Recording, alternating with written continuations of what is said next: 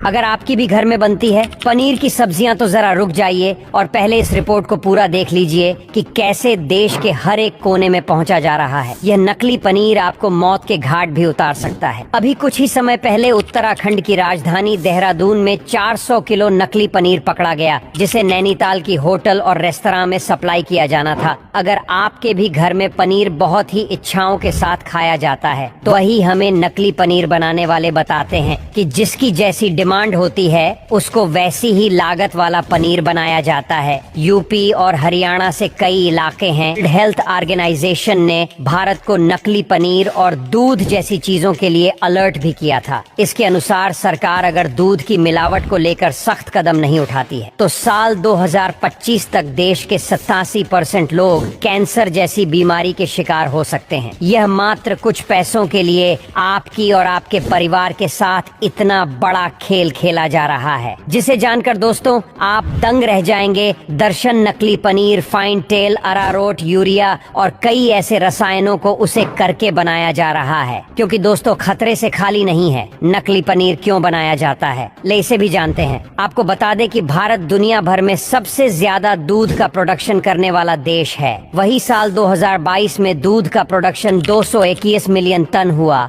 लेकिन भारत में दूध की खपत इसके प्रोडक्शन से 4 गुना ज्यादा है। यानी जब हमारे देश में दूध की जरूरत पूरी नहीं हो पा रही है, फिर पनीर बनाने के लिए दूध कहां से आ जा रहा है? हो सकता है दोस्तों हम और आप जो पनीर खा रहे हो वह असली ना हो, और वही जो लोग बाहर जाकर शाही पनीर, रोल पनीर, टिक्का का मजा लेते हैं, हो सकता है कि इसमें भी नकली पनीर का इस्तेमाल किया गया हो। तो दोस्तों खबरों के मुताबिक ये नकली पनीर बनाने के लिए कई तरीके होते हैं। तो आपको सबसे पहले सिंथेटिक पनीर के बारे में बताते हैं। से दूध की क्रीम निकालने के बाद बचे हुए दूध मिल्क कहा जाता है। मक्खन पनीर निकलना पॉसिबल नहीं हो पाता है। फिर स्टैंड मिल्क में सोडियम बाइकार्बोनेट मिलाया जाता है, जिसके बाद से लो टेम्परेचर कुछ देर के लिए हिट किया जाता है। दूध में बेहद ही घटिया क्वालिटी वाला पाम तेल मिला दिया, जिसे दूध तक के जैसा दिखने लगता है। फिर इसमें बेकिंग पाउडर डालकर इस दूध को फाड़ दिया जाता है, जिससे दूध नकली पनीर का रूप ले लेता है। इसे देखकर तो आप बिल्कुल ही नहीं समझ सकते हैं कि यह नकली पनीर है या फिर असली। तो आइए जानते हैं पनीर बनाने की दूसरी प्रक्रिया को। दोस्तों इसमें भी दूध से क्रीम निकाल दिया जाता है, जिसके बाद उसे दूध में अरारोट मिला दिया जाता है। जी हाँ, वही इसका इस्तेमाल आप अपने किचन में करते हैं। दूध में उतनी ही मात्रा में अरारोट डाला जाता है जिससे कि दूध गाढ़ा हो जाए, फिर इसमें डाल दिया जाता है। फॉर्मलिन एक तरह का रसायन है जिसे स्लो पॉइजन भी कहा जाता है। दर्शन इसके इस्तेमाल से ही नकली पनीर ज्यादा दिनों तक टिका रहता है। फिर फार्मूला डालने के बाद दूध को पढ़ने के लिए देने के पानी को दूध में डाल दिया जाता है। इसके बाद नकली पनीर बनकर तैयार हो जाता है। आप जानकर चौंक जाएंगे तो पनीर बनाने के लिए दूध का इस्तेमाल होता ही नहीं है, बल्कि मिल्क पाउडर से पनीर बना लिया जाता है। देखा जाए तो नकली पनीर बनाने में खराब दूध,